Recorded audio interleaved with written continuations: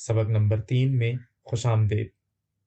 اس سبق میں ہم مزید عربی حروف تہجی کو تفصیل سے سمجھیں گے، اور آج کے سبق میں ہم ان حروف کے تیسرے مجموعے پر گفتگو کریں گے۔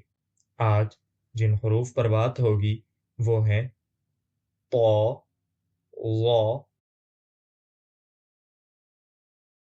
عین، غین،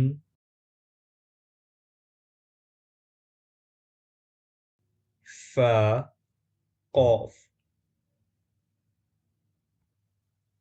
ہم تقریباً آدھے حروف تہجی مکمل کر چکے ہیں، اور اب ہم طا پر توجہ دیں گے۔ طا جیسا کہ آپ جانتے ہیں اردو میں بھی استعمال کیا جاتا ہے، اور یہ وہی طا ہے جو عربی میں ہے۔ آپ کو یہ یقینی بنانا ہوگا کہ آپ کی زبان پوری طرح تالو کے ساتھ لگی ہوئی ہو تاکہ آواز صحیح طور پر پیدا ہو سکے۔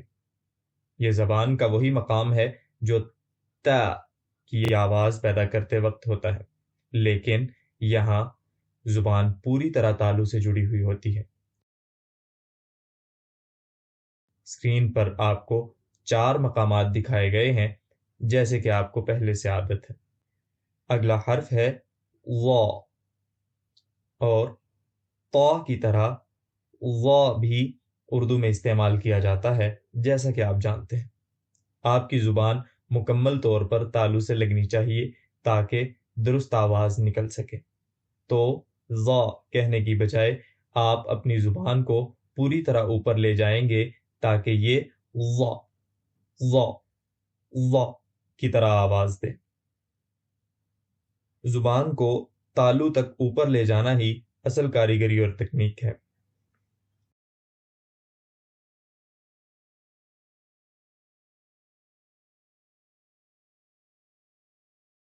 اگلی آواز ایک دلچسپ آواز ہے، یعنی عین، آ۔ یہ وہی آواز ہے جو اردو میں بھی استعمال کی جاتی ہے، اور اس کی ادائیگی حلق سے ہوگی۔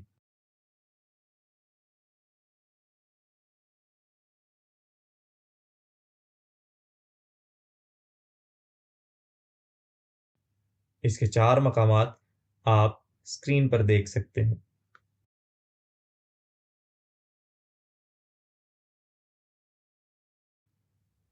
اگلا حرف ہے غین۔ اردو زبان میں بھی غین استعمال ہوتا ہے۔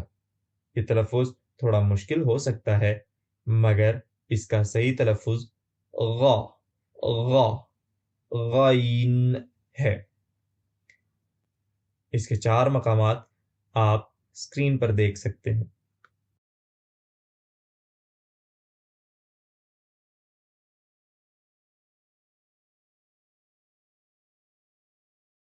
اب ہم دیکھتے ہیں کہ یہ حروف الفاظ میں کیسے استعمال ہوتے ہیں۔ اب تک ہم نے جن حروف کا مطالعہ کیا ہے وہ ہیں طا، ظا، عین، غین۔ ہم ان حروف کے ساتھ کچھ مثالیں دیکھیں گے، اور ساتھ ہی پہلے 2 اسباق میں سیکھے ہوئے کچھ حروف اور آوازوں کو بھی استعمال کریں گے تاکہ آپ کو یہ یاد دلایا جا سکے کہ انہیں الفاظ میں کیسے پہچانا اور استعمال کیا جاتا ہے۔ آج کی پہلی مثال ہے طور، اور اس کے سارے حروف اردو میں بھی استعمال کیے جاتے ہیں۔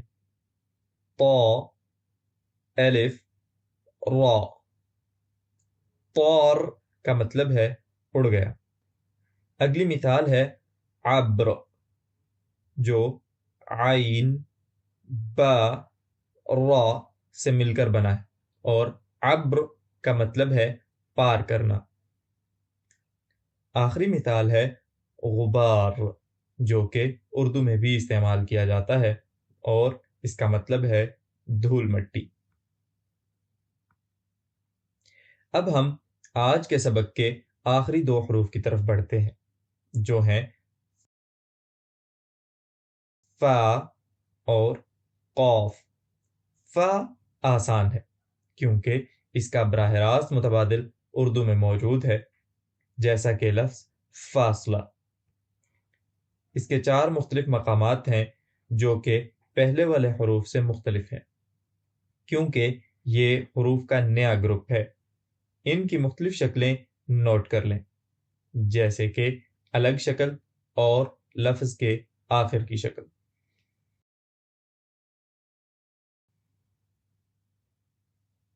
آج کا آخری حرف ہے قاف، اور قاف بھی اردو میں استعمال کیا جاتا ہے۔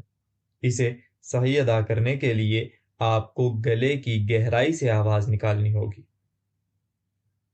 قاف کی آواز تھوڑی پیچھے گلے سے نکلتی ہے، جبکہ کاف کی آواز سامنے سے آتی ہے۔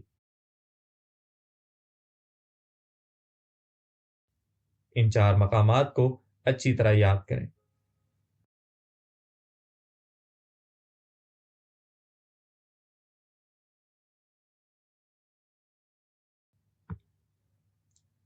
آج کے 6 حروف کی مثالوں میں ہم نے ان حروف پر بات کی۔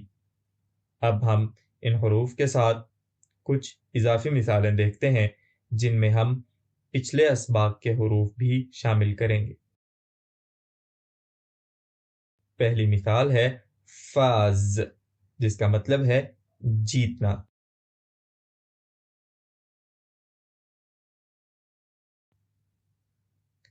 اگلی مثال ہے فقر، اور اس کا مطلب ہے غربت۔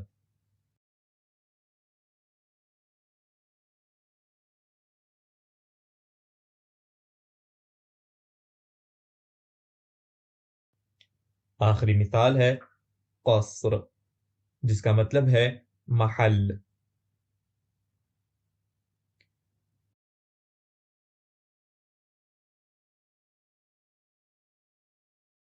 تو یہ تھے آج کے 6 حروف جن پر ہم نے بات کی۔ اب وقت ہے کچھ مشق کرنے کا، تاکہ آپ آج کے سبق اور پہلے 2 اسباق سے سیکھے گئے حروف کو بہتر طور پر سمجھ سکیں۔ آج کی پہلی مثال ہے غرب، جس میں غائن، را اور با ہیں۔ اگلی مثال ہے شرق، جو شین، را اور قاف پر مشتمل ہے۔ اور آخری مثال ہے قفاز، جو قاف، فا، الف اور زائی سے مل کر بنتا ہے۔ ان 3 الفاظ کے جوابات کمنٹس میں دیں، اور میں انہیں دیکھوں گا۔ اگر ضرورت ہوئی تو فیڈ بیک بھی دوں گا۔